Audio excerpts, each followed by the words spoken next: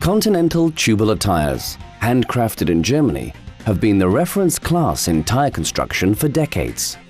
Numerous pro teams rely on Conti for a good reason. The tires have to be bonded firmly to the rim to ensure that the force is transferred reliably to the road. A professional mechanic demonstrates how it is done. Conti recommends that only liquid rim cement from Continental be used. The new cement in the black tube or can was developed for carbon rims. The can with a brush is ideal for professional mechanics who bond tires on a regular basis. Once open, the can should be used up quickly or the cement will lose its adhesive strength. The tube is sufficient for bonding one tire and is therefore ideal for occasional use. The following steps are to be carried out to properly mount the tire and ensure that the tubular tire is glued to the rim permanently. Please follow the instructions in the tubular tire package closely. The content of this video is also summarized in the illustrations. To facilitate the mounting process and to ensure that the tire sits as well on the rim as possible, you should allow the new tubular tire to sit on a dry rim for several days inflated. Remove the protective cap from the valve and unscrew the valve. Press the valve towards the tire so that it opens. Only in this way can air get into the tire. Pump up the tire until it just takes on its round shape, but can still be pressed together easily.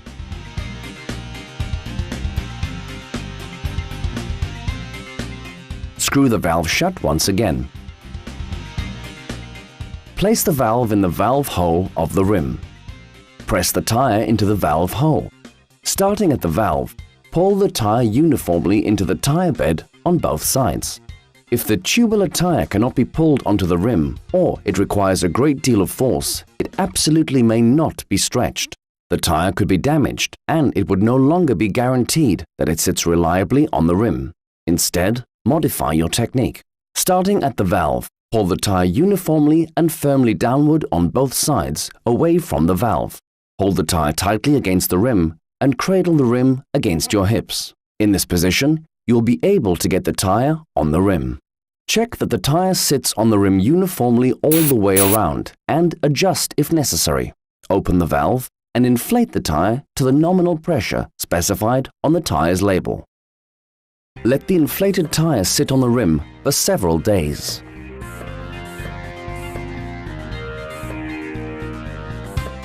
Mounting the tire is easier if the wheel is put in a truing stand or an old fork clamped in a bench vise.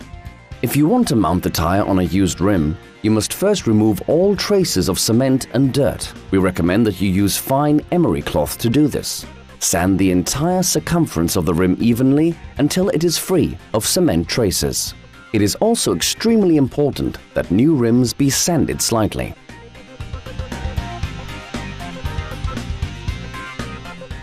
The valve hole in the rim is often not cleanly deburred, which can result in radial runout or even damage to the tire. If this is the case, deburr the valve hole of the aluminium rim using a round file. If this is done, the valve area clings to the rim better. Clean the rim bed thoroughly of dirt, grease and oil using an absorbent cloth and benzene or acetone. Allow the solvent to air dry completely before you begin to apply the rim cement. When working with acetone and the highly combustible Continental rim cement, ensure that the room is well ventilated. Store the materials properly and keep them out of the reach of children. Open the tube of cement without squeezing it. Bear in mind that the special rim cement adheres very well not only to the rim and the tire, but also to fingers and clothing, so you might want to wear old work clothes. Apply a bead of rim cement in small sections to the rim, spreading it uniformly on the rim bed using a stiff, bristled brush. Spread the rim cement evenly and as thinly as possible over the entire circumference of the rim. If you want to mount the tire on a rim with a high profile, mount the Conti valve extension now. Unscrew the valve with the tool provided. first screwing in the extension and then the valve. Tighten both using the tool.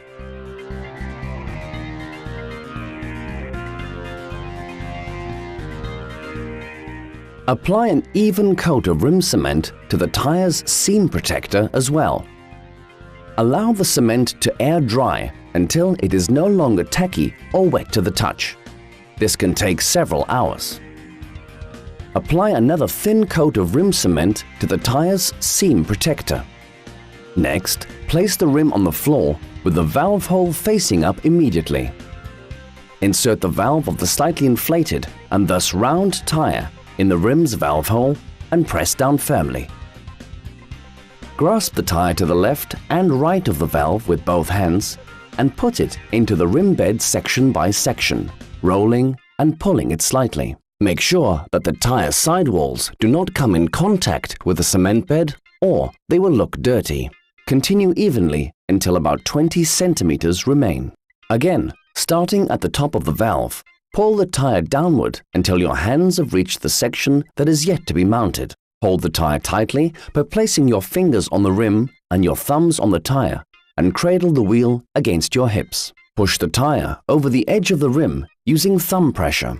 Once the tire is in the bed, it must be centered and aligned. Very seldom does the tire run true immediately. Check the tire over the entire circumference. The seam protector must be aligned equally to the left and to the right. If the tread is not centered or if the tire wobbles to the side, lift the corresponding section from the rim, twist it slightly, and let it go once again.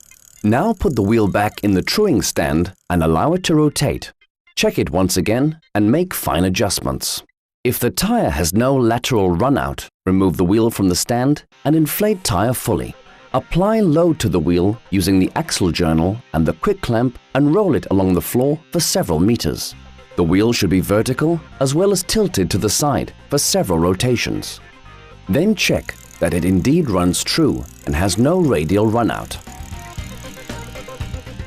Clean the rim's braking surfaces of any traces of cement with an absorbent cloth and acetone. Allow the wheel to cure 24 hours before use. Before you ride on the wheel the first time, adjust the inflation pressure according to your needs, following Continental recommendations. Remount the wheel, reversing the procedure you used to remove it. Close the brake quick release lever and check that the brake pads contact the braking surfaces of the rim. Make sure that the quick clamp is closed tightly. Be certain to test the brakes. Before each ride, check that the tires are in good condition, that the valves are not crooked, and have sufficient pressure. Monitor the inflation pressure using a pump with pressure display.